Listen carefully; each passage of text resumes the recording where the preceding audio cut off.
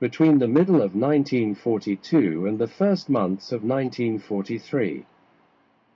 The Regia Aeronautica would need a hunting at the height of the adversaries and easily producible according to the production lines already set up. This was undoubtedly the Aermacchi MC-205 Veltro. The engineer Mario Castaldi, as soon as he had all the data of the Daimler-Benz 605 engine, was able to ascertain from his calculations, from the power curves, from the quantification of the vibrations and stresses induced to the cell, that the cell of the Aermacchi MC-202 Folgore could be quickly adapted to the new powerful engine with very few changes, mainly manageable with the engine mount suitably rebalanced in its bracing, pins, forks and struts and tie rods. The Aermacchi MC-202 in 1942 was produced at a rate of 42 airplanes per month. Taking advantage of some of the new production lines, the production of the Aermacchi MC-205 would have been brought to more than 50 airplanes per month.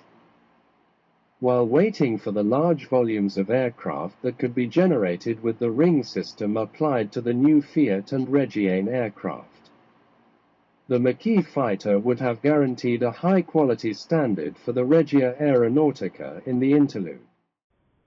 A very important thing for the Regia Aeronautica was to restore the balance of arms.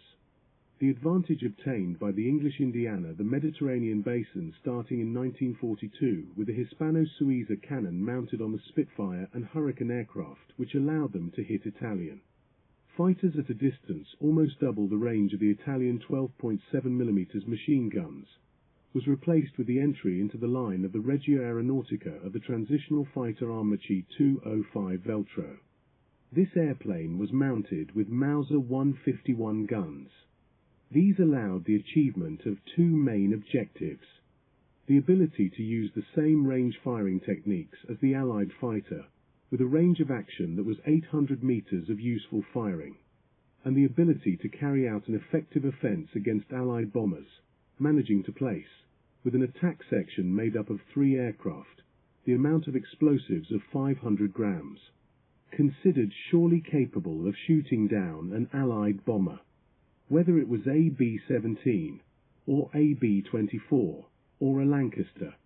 Let US remember in fact that a single Mauser cannon equipped with an Armament 205 Veltro had a rate of fire of 700 rounds per minute and an explosive charge of 18.5 grams. So 27 hits were sufficient to knock out a bomber, taking into account that on average in a single passage useful fire contact with the target was in 10 seconds. Also taking into account the excellent ballistic and dispersion performance of the Mauser, 6 weapons were sufficient to generate the volume of fire capable of knocking out an Allied bomber. That is, a section of 3 aircrafters was able to shot down a bomber in a single pass, while with the rolls reversed a Spitfire section would have been made of 4 aircrafters to achieve the same result given the lower fire rate and accuracy of the Hispano-Suiza cannon. The calculations and the limited modifications set by the engineer Mario Castaldi proved to be immediately spot on. The new aircraft responded well to all ground tests and was already flown in April 1942 with excellent results. Fast, manageable like the Folgore.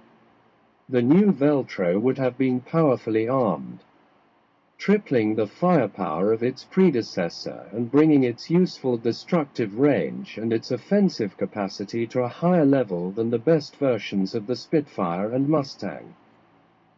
Above all, it would have been lethal for Allied 4-engine bombers. The pilots, excellently trained on the Folgore, would have had no problems in being immediately operational on the new aircraft. The problems that arose were those of limiting as much as possible Allied bombing of large Italian industrial settlements. Pending the establishment of delocalization and guaranteeing the logistics chain of materials and semi-finished products to the production lines. The new Maquis, by implementing new radio transmitters, was better suited to the air defense system, which in northern Italy was gathering modern radars and conducting fighters at a decidedly good level.